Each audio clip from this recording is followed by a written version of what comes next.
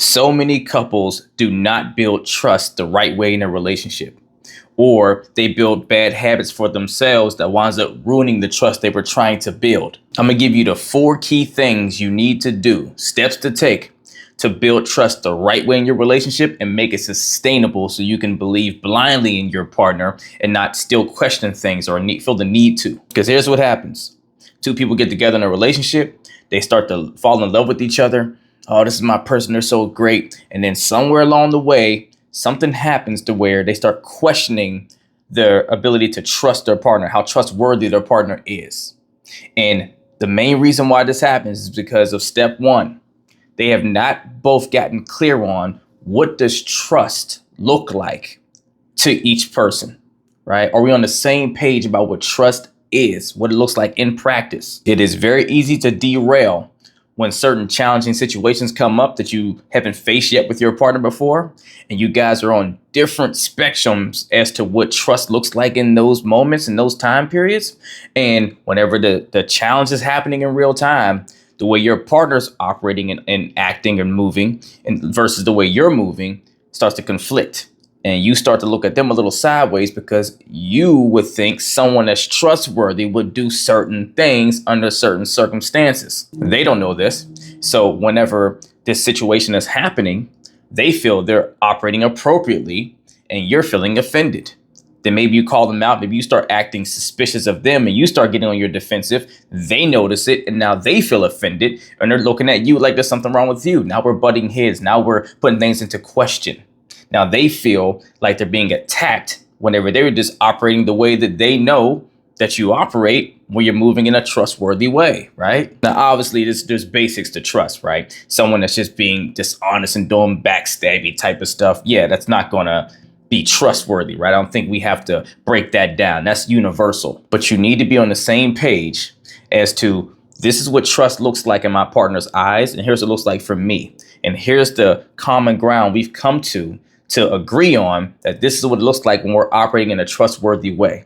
This is what it looks like when my spouse or my partner is being trustworthy when it comes to being around the opposite sex or something. Or here's what trustworthiness looks like whenever it comes to finances and my livelihood being safe with them. Here's what it looks like in practice, and we agreed to this. And just to touch on it, beyond just building the trust, in situations where trust has been violated, where you feel like you've been betrayed in some way, and your partner's done something wrong or whatever the case is, then now you have to get clear on what do I need to begin trusting in you again, right? What does trust look like for me now for where I'm at to get back on a track of trusting you to keep building trust going forward? And I say that because so often people feel like they've been betrayed in a relationship or their partner knows they dropped the ball on something and they're just going through the hurt and being upset at their partner and their partner's trying to make it right, but they can never really make it right so they can trust them again because the person that's hurt, right, hasn't gotten clear on what they actually need to forgive and move on and be able to trust them again, right? And hasn't communicated that to their partner.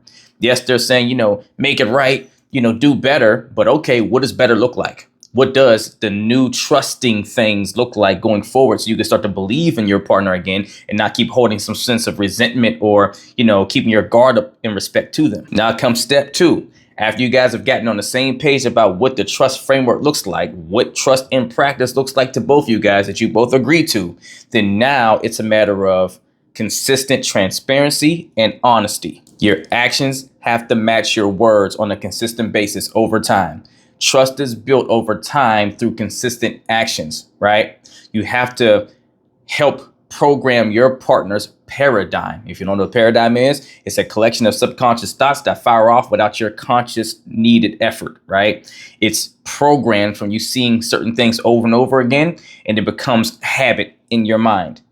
It becomes part of your belief system, right? So whenever you do the consistent actions that you agree to with your partner that reflect what trust looks like, then now over time, they start to subconsciously and blindly trust you, because they're seeing the things that keeps reinforcing over and over again their belief system, their defining of what trust is. So being honest about your feelings, intentions, and actions is very crucial. Consistently sharing your thoughts and being truthful, even when it's difficult. That's the part that really builds a trusting foundation, because your partner may not like hearing something that you have to say that's your truth that doesn't feel so positive or uplifting for them.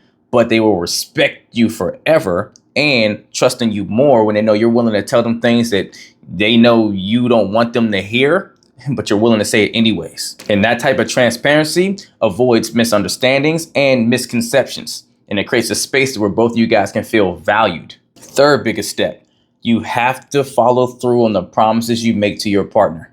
Such a big piece of trust being destroyed and torn down is from people making commitments they cannot keep, whether big or small. Of course, if someone loves you, they're not going to throw in your face or really put you to the fire if you don't follow through on some small things that you say you're going to do. But remember the paradigm, that collection of thoughts that gets poured in over time, right? Every time you don't follow through on that promise that you made, it's a little chip away from their ability to believe in you, to make you a reliable person in their mind, right? So they may not judge you for it, may not hold you to it because they love you over the small thing you didn't do, but they're slowly learning subconsciously, for something that matters to me, something that I want to do, my partner's word doesn't mean as much to me like it maybe did in the beginning. It's not as solid. It's not as guaranteed. I can't trust that if there's something that's really important to me, that it's guaranteed to be safe with my partner when they say they're going to do something for me that matters to me, because their actions has not matched their words consistently over time in the past. And that will sooner make your partner more reluctant to accept or believe in bigger things that you make commitments to, because you don't have the muscles, the habits on the smaller scale. You will never be able to consistently follow through on big promises you make to someone, to your partner, if you don't build the habits on a smaller level of following through on the small things. Small habits support big habits. And at the end of the day, we all want to feel like we matter. We want to feel like our value is appreciated and that there's respect for it. And so if you consistently do not follow through on keeping your promises, you're effectively not showing a consideration for your partner's feelings and needs. And our needs as humans is everything to us. So if someone doesn't feel they can trust in relying on you for their needs when you make promises to them, then they're not going to trust you as a whole the way you would like. And when this happens, people are the first to be offended. Oh, what do you mean you don't trust me? Oh, you don't trust me to do this thing when a circumstance comes up.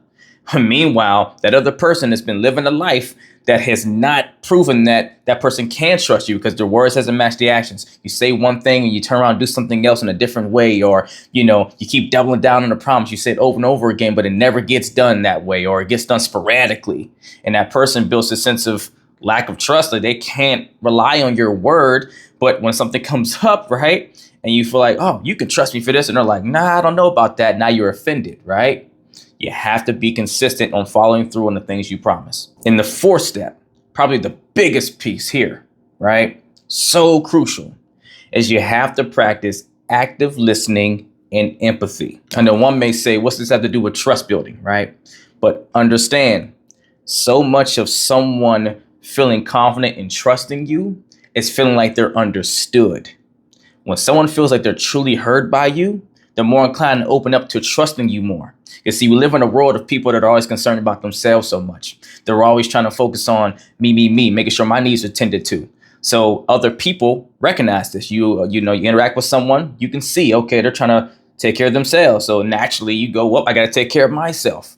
And so if you don't show the ability to listen actively to your partner and let them feel that they're really heard and they really matter and that it's really significant to you, the things they're saying and that's important to them, right? Then they're more inclined to stay more guarded because they're not hearing the things. They're not seeing you respond. They're not seeing you pour into understanding them in a way that makes them feel like, okay, what matters to me is trusted with this person, right? They have me. It's safe here, right? If they can't feel that, they're going to be keeping more of a wall up with you, no matter how much they love you, no matter how much they open up to you to a degree, but they won't trust you fully and blindly because they don't feel you get them. When you can truly listen to your partner and empathize with their perspectives, then now it goes from you just listening to them talk, but you start understanding their thoughts and their feelings and the intentions behind them. That's the piece. Because when you understand the intentions, now you can take the appropriate actions to show them that they can trust you because you understand them on a deeper level.